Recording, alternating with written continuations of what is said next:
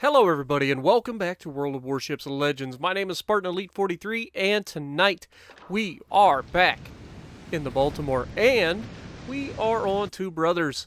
Now, why are we back in the Baltimore? Well, honestly, I didn't feel like recording tonight, but I wanted to get you guys a video, and I already had a video in the Baltimore that I was unsure whether or not I would show you guys, but given the situation, I was like, you know what, screw it. Let's put it out there, see what you guys think. And we are going to showcase just how strong the bow armor is on the Baltimore now. Now, a lot of people may already know that the Baltimore recently got a buff with instead of 28 millimeters thick now. It's just enough to be able to not be overmatched by 15-inch guns anymore. And in other words, you need at least 382 millimeters of gun to overmatch this armor. Now you can see I'm getting ready to shoot my armor piercing here. We've got two broadside battleships. One's in Colorado, one's in Iowa. That's preferable.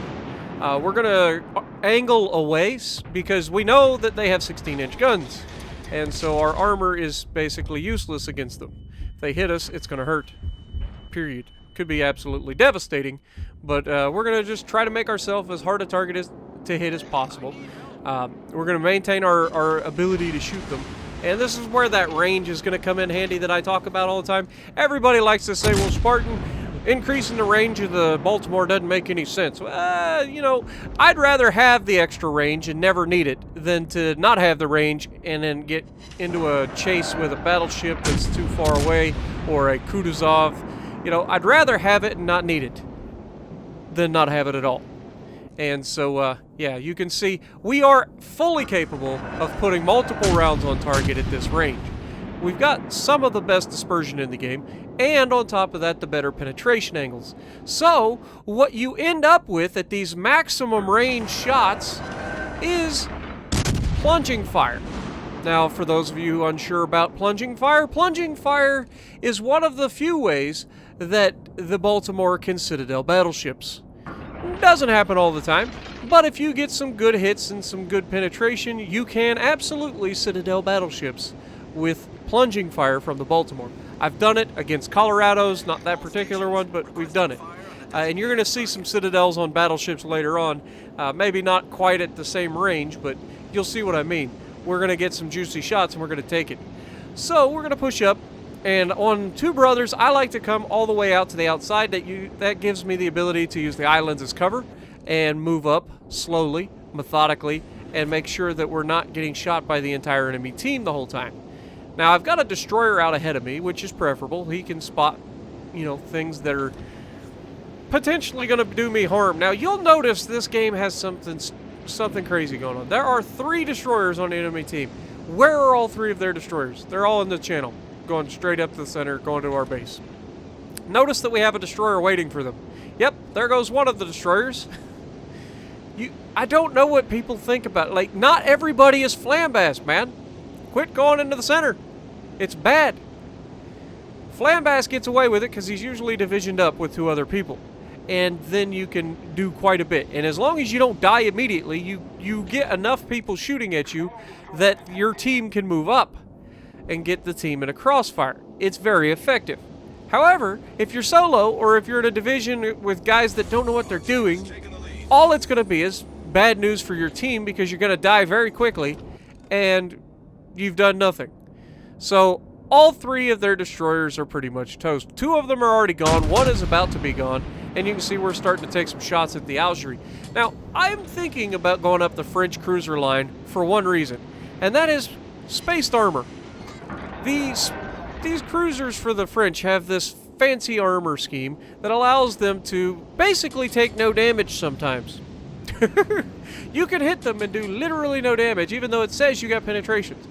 Because of their spaced armor, it's something to do with the penetration mechanic and how it decides to choose whether or not you do damage or not. If it penetrates the outer layer and doesn't penetrate the inner layer, there's all kinds of weird things going on. I don't know all the details. I'm not the big technical guy. I'm the entertainment guy. But there's some fancy armor stuff happening with the French cruisers that I might want to check out. Not to mention, they're pretty good armor piercing and pretty good with high explosive, which is both good. And they have torpedoes. So, it's something that I've been thinking about. Let me know if you guys want me to check it out. Now, this Augery is starting to feel like he's got a pair. We're going to quickly remind him that he shouldn't. He does not have a pair. He needs to hide because he is a low-tier ship, and he is against a Baltimore. Of all the cruisers he could run into, he's against a Baltimore. Now, he gets away behind the island. I can't really do anything about it. I'm detected by a plane. I do not have a plane of my own. And that means that these guys are going to be able to shoot at me, and I won't be able to see them. Except the Bismarck and the Iowa, obviously. But we're not going to sit here forever. We have the lead in ships. We have the advantage, mostly. Once our team kind of regroups here, we're going to start pushing up. Now, at some point, and I want to say it's right about now, I tell everybody, hey, can I get some fire on the Bismarck? I'll go after this cruiser. I have no problem taking on a cruiser. It doesn't scare me even in the slightest. But I don't want to take on the Bismarck right away, you know? Especially with there's an Iowa out to my left and there's other battleships over there. If we can push up quick enough, we can get ourselves in a position to keep ourselves safe from the Augery and the Bismarck and put ourselves in a position to shoot the other guys. But we've got to get up before we can get, you know, into too much trouble. Now you can see our team is pushing up the left side. They were completely unguarded over there, so it makes sense that they'll push up. Now we get a good shot here at the Augery, and you can see it's less than ideal. We get a decent hit, not great. He's shooting HE back, which I can't really blame him for. His guns would do basically nothing to me unless he's shooting the superstructure. So HE, at least he gets a chance for fires. You can see I'm up in close enough to actually shoot at his plane that's keeping me detected, but for whatever reason his plane is just like getting away with it. I don't know why. But then he pulls out and there goes the plane. He pulls out completely broadside on, and this is the last thing you want to have happen. What? What happened to my shot? That looked beautiful. Now you'll notice I don't just charge around the corner because look at that, torpedoes. Who would have seen that coming? And then I start backing up. I've got all my guns going to the right side of my... Oh my God, he just got touched. But we're getting the guns to the right side because he's going to inevitably come around the corner and then we can touch him again. And wait for it. Hello, sunshine. And there's the ricochet off the bow armor. I apparently need to do my research on armor thickness of these French cruisers because I didn't even penetrate. Just did nothing. So, up into the superstructure we go, and he's only going to survive one or maybe two more times. And then he gets absolutely showered, and we actually get a close quarters expert in our Baltimore. And that's why I got into trouble in the stream yesterday, or not yesterday, but Wednesday, waiting for the Hipper secondaries to kill the guy, because I thought it would happen. But I apparently overestimated the power of the Hipper secondaries, because I'm used to the power of the secondaries of my Baltimore, which is actually pretty good. They do quite a bit of damage to especially cruisers and destroyers. It's very good, the Baltimore. Have I ever said that? I don't think I have.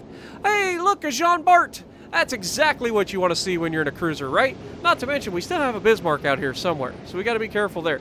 But Bismarck is behind the next island, so I have plenty of time to start pestering a Jean Bart. Now, we are 17.9 kilometers from this Jean Bart. We fire at him, he's broadside on, and wait for it. Victory is in sight. There, come on. And pow! Hey, we got a citadel on a battleship. Who'd have thunk it? It's almost like plunging fire is a thing. Doesn't happen very often that you get to engage battleships who don't care about you at these sort of ranges, but this is a good showcase of just what plunging fire can do when you allow a good armor-piercing cruiser to sit here and pepper you. It's not going to go well for you, battleships, just so you know, in case you were wondering. Because we just launched some more shots at them, and those look pretty good too. Incoming death from above. Oh, not quite. We get one shatter, one ricochet, and only one penetration. That's not preferable. Let's get closer.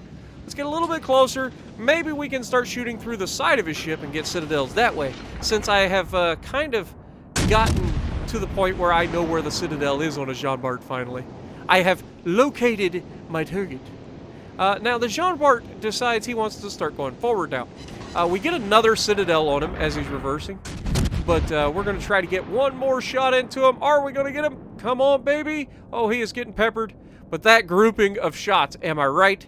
Good God. And there's the citadel kill. So we get 3 citadels on the Jean Bart. One of the citadels was on the Augerie earlier. But then there's this Bismarck. He's the last guy alive. Now, normally you wouldn't want to just charge a Bismarck in a cruiser, right? It sounds like a bad idea. But I was like, where else am I going to get to test the new bow armor of this ship against 15-inch guns? A Bismarck. Perfect. He fires his first volley as I'm coming around the corner, which is perfect. It allows me to get in and go bow on. I do not care about his 15-inch guns. Now, you can see he starts to try to bow tank, and then he gets absolutely pelted because I have the most armor-piercing penetration that I can get on this ship. It's disgusting. And we can really punch holes in him quickly. And you can see everything he shoots just scrapes right off the side of my ship. Angled armor not being overmatched in a cruiser. Woohoo! And we absolutely pepper him. I'm like, all right, we should be able to finish him off here. Not quite. Not quite. We get a little bit trolled.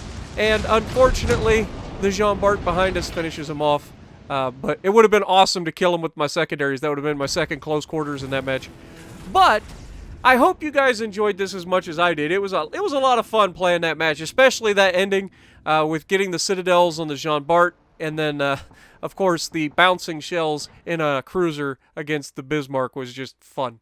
So if you like what I'm doing, punch the like button, leave a comment below, subscribe to the channel if you haven't already, and as always, I will see you in the next video.